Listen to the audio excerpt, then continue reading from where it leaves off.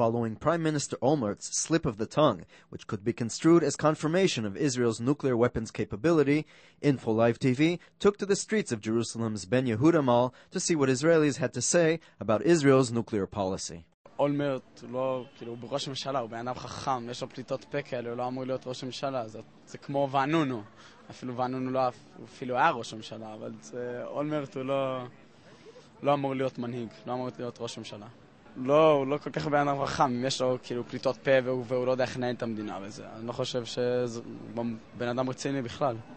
Most of those we interviewed seem to think that Israel possesses nuclear weapons and does not need to continue hiding them. I think it has been a long-known secret, an open secret that Israel has nuclear weapons.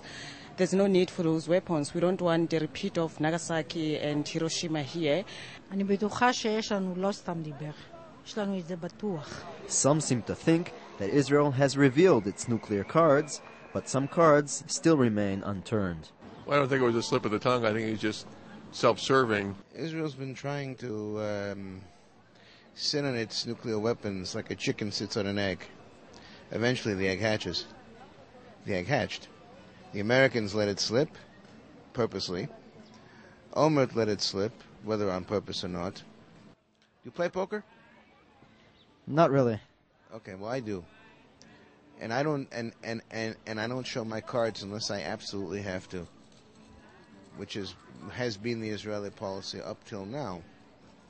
The Americans decided to show the Israeli cards. However, beyond that, what cards, we show beyond that?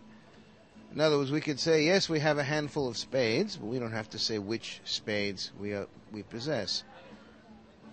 And we don't have to say where we're putting them and how we're going to play them. For Israelis, the issue of nuclear weapons seems far removed from their daily routine, and not such a major issue at that. Many would have Israel show its cards and move on. For Info Live TV, this is David Oman.